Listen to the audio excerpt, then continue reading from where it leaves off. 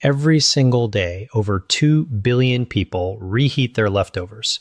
They assume that if food is heated thoroughly enough, it is automatically safe to eat. That assumption is costing lives. Here is a number I want you to remember. 1 in 6. That is the proportion of all cancer cases worldwide that researchers now associate with dietary factors, including the way food is stored, reheated, and consumed. According to data published in the journal CA, a cancer journal for clinicians, poor dietary habits are the second leading modifiable risk factor for cancer worldwide, ranking just behind tobacco use. Yet almost no one is talking about what happens to certain foods at the molecular level when they are reheated for a second time, whether in the microwave or on the stovetop. The chemical reactions that take place are completely silent. You cannot see them. You cannot smell them. But they are happening inside your food and then inside your body. My name is Dr. William. I've spent more than 15 years studying nutritional biochemistry and the relationship between food science and preventive oncology. Today, I'm going to show you 4 foods that you are almost certainly reheating. Foods that are probably sitting in your refrigerator right now, which undergo documented, scientifically verified chemical transformations when reheated. Transformations that carry a measurable cancer risk. Stay with me until the end of this video because the 4th food on this list is one that almost every health-conscious person believes is completely safe. That belief, however, is dangerously mistaken. Before we go any further, I want you to understand something important. This is not about a minor inconvenience. This is not about an upset stomach or temporary food poisoning. What we are discussing is the slow, cumulative buildup of carcinogenic compounds inside your body over months and years. The kind of silent damage that often goes unnoticed until it becomes extremely difficult to reverse. Cancer rarely develops overnight. It is a gradual process, a slow progression. The building blocks of that process, free radicals, advanced glycation end products, nitrosamines, and lipid peroxidation byproducts, often enter your body not through cigarette smoke or industrial pollution, but through your own kitchen. The World Health Organization has classified several compounds formed during the reheating of certain foods as Group 1 or Group 2A carcinogens. Group 1 means there is conclusive evidence that the substance causes cancer in humans. Group 2A means it is probably carcinogenic to humans. These are not theoretical concerns. They are documented chemical reactions that occur in your kitchen, on your stovetop, or inside your microwave every time the wrong foods are reheated the wrong way. And here is the part that should concern you the most. The people at greatest risk are not those with unusual eating habits.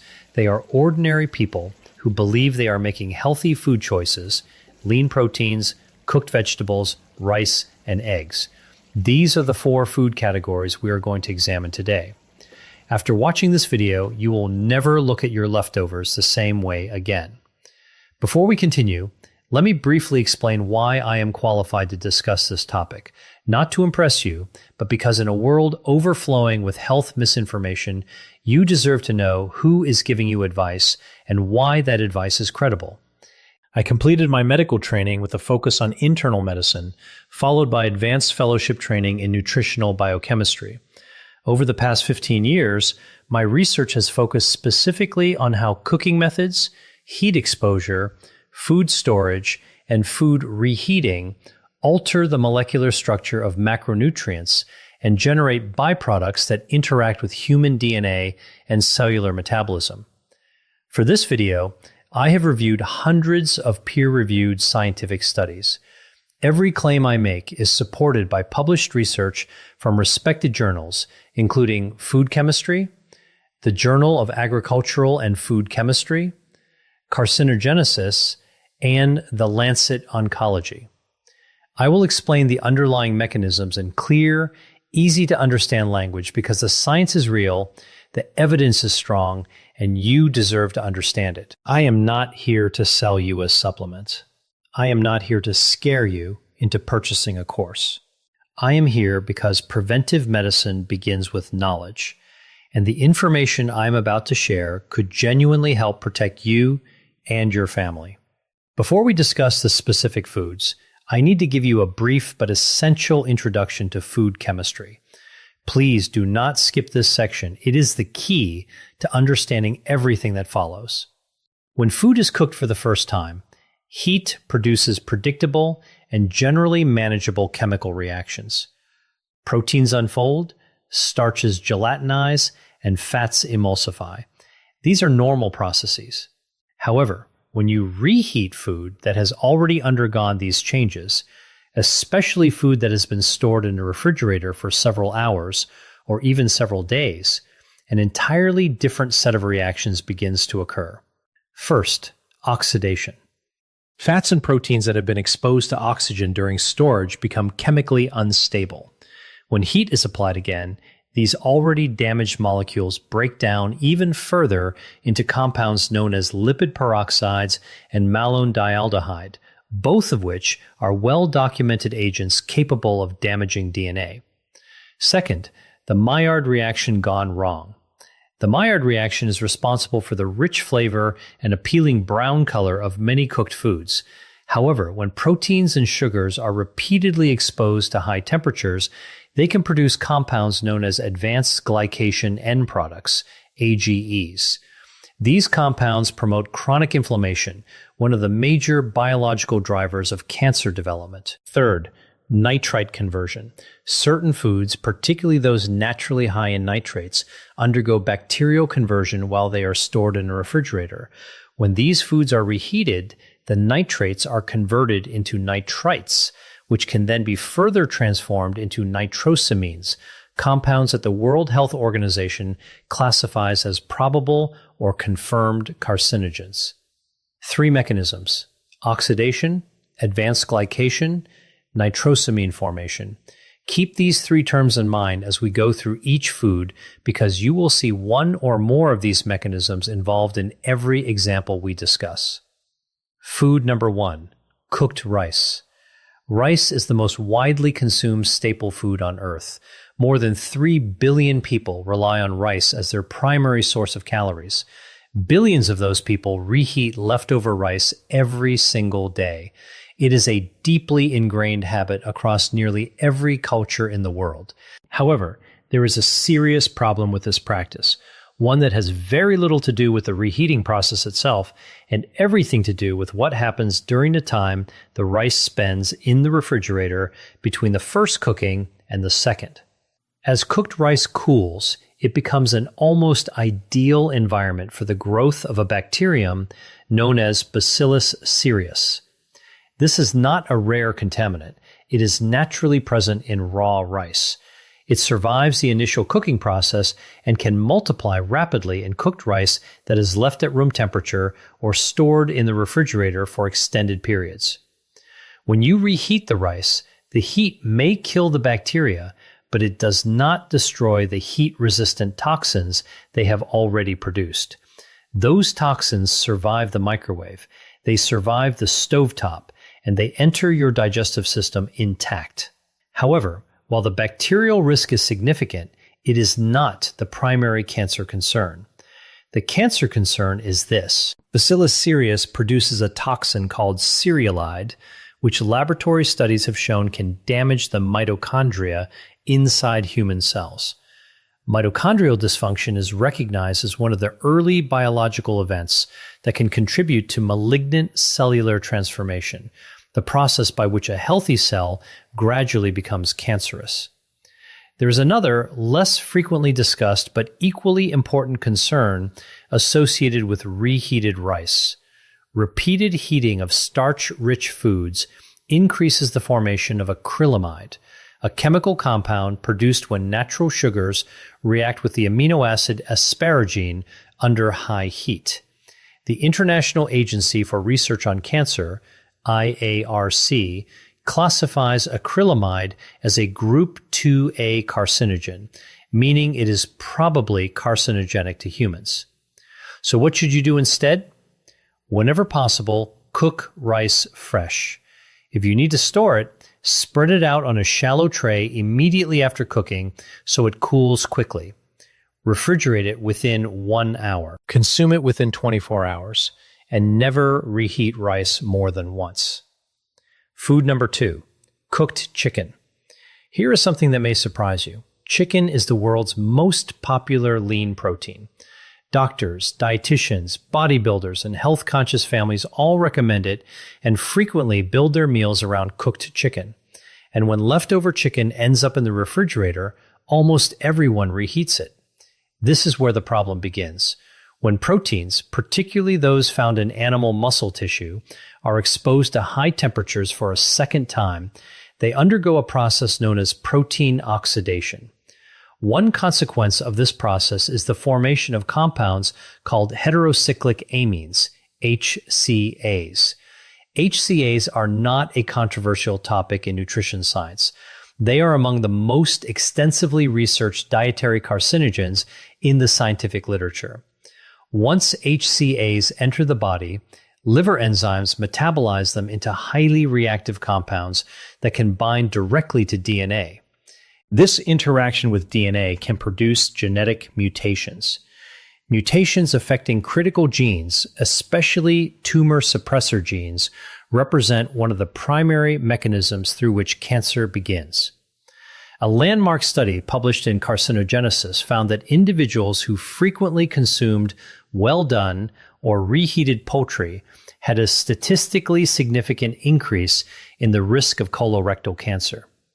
A separate analysis conducted by the Harvard T.H. Chan School of Public Health found that frequent consumption of reheated, processed chicken was associated with an increased risk of pancreatic cancer, one of the deadliest forms of cancer, with a 5-year survival rate of only 11%. Foods number 3 and 4 are the ones most people misunderstand.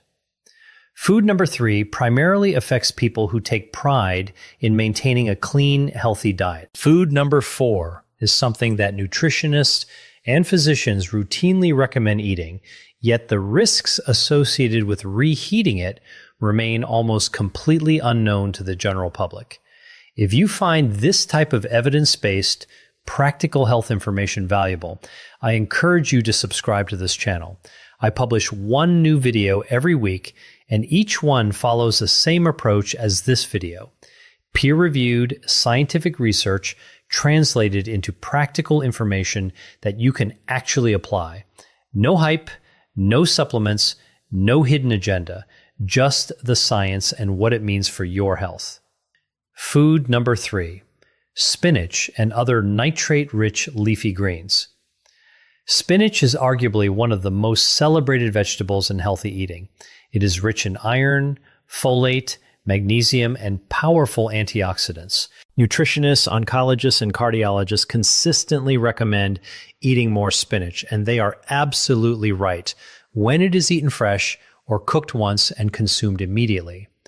The problem arises when spinach is stored and then reheated. Spinach, along with celery, beets, lettuce, and Swiss chard, is among the richest dietary sources of naturally occurring nitrates. In their natural form, these nitrates are beneficial. They help support cardiovascular health and contribute to healthy blood pressure regulation. However, once cooked spinach is refrigerated, naturally occurring bacteria on the surface of the leaves begin converting those nitrates into nitrites. This is the same chemical conversion that occurs in cured meats. It is also one of the reasons the World Health Organization classified processed meat as a Group 1 carcinogen in 2015. When spinach that has been refrigerated for 24 hours or longer is reheated, you are applying heat to a vegetable that has already undergone substantial nitrate to nitrite conversion. Under heat, those nitrites can react with amino acids present in the spinach and later in your stomach to produce nitrosamines. Nitrosamines are among the most potent dietary carcinogens identified by modern science. Animal studies have shown that they can induce cancer at remarkably low doses. In addition, Epidemiological research consistently associates high nitrosamine exposure with an increased risk of gastric, esophageal, and colorectal cancers. This is not a hypothetical concern created for this video. The European Food Safety Authority, EFSA, has issued formal guidance regarding dietary exposure to nitrates and nitrites from vegetables, specifically warning about the potential risks associated with reheating nitrate-rich vegetables after they have been stored following cooking. The irony is devastating. One of the healthiest foods on earth can become a source of carcinogenic compounds simply because of a storage and reheating habit practiced every week by millions of health-conscious people. So, what should you do instead? Cook spinach and other leafy greens fresh whenever possible. Eat them immediately after cooking. If you have leftovers, consume them cold within a few hours.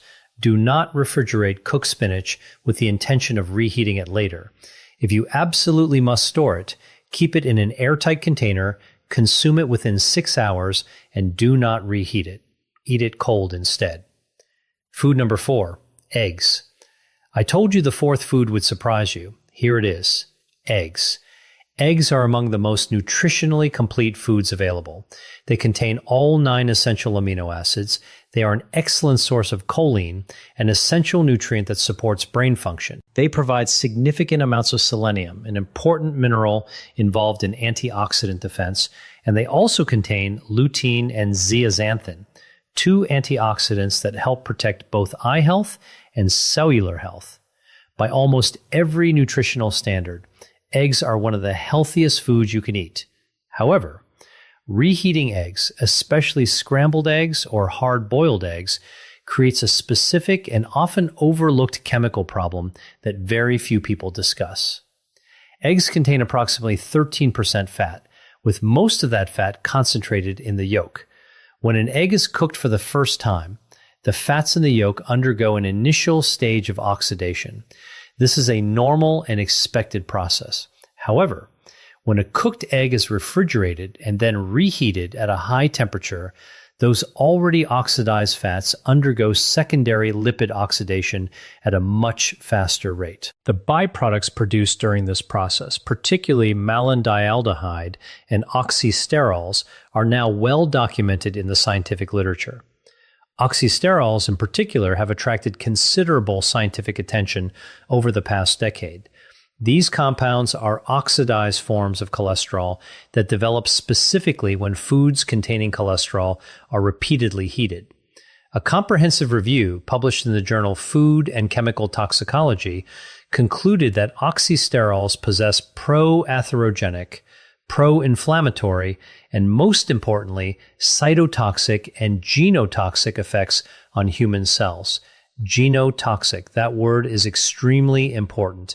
It means toxic to the genetic material inside your cells, your DNA. By definition, genotoxic compounds are considered potential carcinogens because they can produce DNA strand breaks and genetic mutations that initiate the chain of events leading to cancer. There is another concern associated with reheated eggs. When cooked egg proteins are exposed to excessive heat for a second time, particularly during rapid microwave reheating, they undergo additional protein denaturation. These proteins form abnormal cross-links that make them more difficult for your digestive system to break down. Even more importantly, some research suggests that the sulfur-containing amino acids naturally present in eggs, cysteine and methionine, can degrade during repeated heating. The degradation products formed from these amino acids may contribute to oxidative stress within the lining of the digestive tract. Oxidative stress affecting the intestinal lining is not a minor issue. Persistent oxidative stress in the gastrointestinal mucosa is considered one of the major proposed mechanisms involved in the development of colorectal cancer, the third most common cancer worldwide, responsible for nearly 1 million deaths every year. So, what should you do instead? Eggs are best eaten immediately after they are cooked. If you prepare eggs in advance, store hard-boiled eggs with their shells still on and eat them cold. Avoid reheating scrambled eggs or omelets in the microwave. If you absolutely need to warm an egg-based dish, use gentle, indirect heat, such as a warm water bath or a very low-temperature oven. Never heat egg dishes to temperatures exceeding 165 degrees Fahrenheit. I want to be honest with you about something. When I first began reviewing the scientific research on reheated foods, when I carefully read the literature on nitrosamine formation, heterocyclic amines, and oxysterols, my first reaction was not fear. It was frustration. Frustration because this information is not hidden. It has been published in peer-reviewed scientific journals. It appears in official guidance from the European Food Safety Authority, the World Health Organization, and numerous public health agencies around the world. Yet somehow, it almost never reaches the dinner table. It is rarely communicated in a way that is clear, practical, and easy for ordinary people to apply in their daily lives. Billions of people make decisions about reheating food every day, not because they are careless, but because they simply have never been given this information. There are children eating reheated rice, spinach, and eggs in their school lunches 5 days a week. There are older adults with weakened immune systems reheating leftover chicken in the microwave simply because they live alone and it is convenient. There are fitness enthusiasts eating reheated, high-protein meal prep containers every day, convinced they are maximizing their health, completely unaware that the chemical composition of their food has changed significantly since it was originally prepared. None of these people are doing anything wrong. They simply do not know. Now you do. That is the purpose of this channel. That is the purpose of this video. Not to make you afraid of food, but to provide you with practical, evidence-based knowledge that allows you to make smarter, healthier decisions. To help close the gap between what modern science has already discovered and what the general public actually knows. So, let us bring everything together. 4 foods, 4 different biological mechanisms, 1 clear conclusion. Food matters. Food number 1, rice. Reheating cooked rice can reactivate heat-stable bacterial toxins produced by Bacillus cereus, and also promote the formation of acrylamide through the reaction of natural sugars with amino acids during repeated heating. Mechanism: bacterial toxin activity and acrylamide formation. Potential cancer connection: mitochondrial dysfunction and exposure to a group 2A probable carcinogen. Food number 2, chicken. Reheating cooked chicken at high temperatures promotes the formation of heterocyclic amines, HCAs, through protein oxidation, while also increasing lipid oxidation byproducts such as malondialdehyde and 4-hydroxynonenal. Mechanism: protein oxidation and lipid oxidation. Potential cancer connection: direct DNA interaction by HCAs and an increased risk of colorectal and pancreatic cancers. Food number 3, spinach and other leafy greens. During refrigeration, bacterial activity converts naturally occurring nitrates into nitrites. When these vegetables are reheated, the nitrites can react to form nitrosamines. Mechanism: nitrate to nitrite to nitrosamine conversion. Potential cancer connection: increased exposure to nitrosamines, which has been associated with gastric, esophageal, and colorectal cancers. Food number 4, eggs.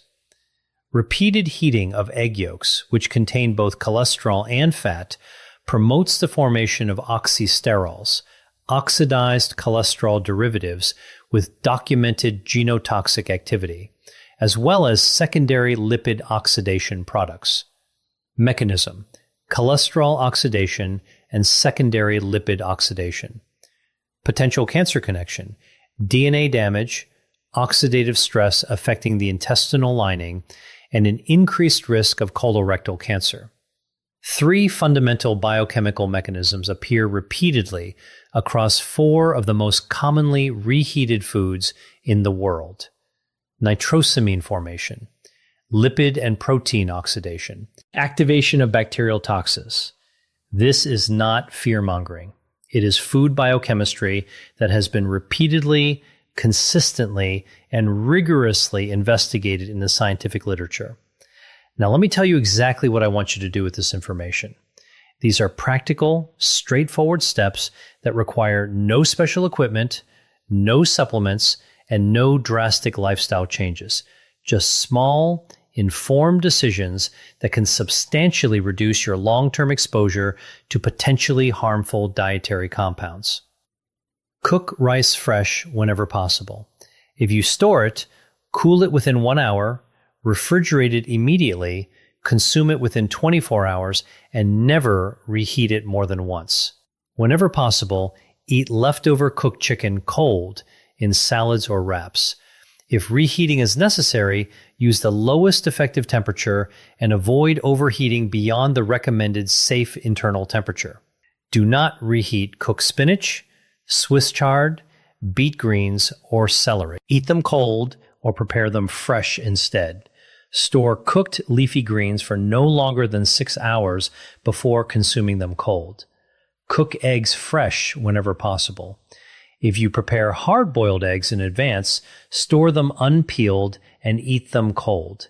Never microwave scrambled eggs or other egg-based dishes. Invest in a food thermometer.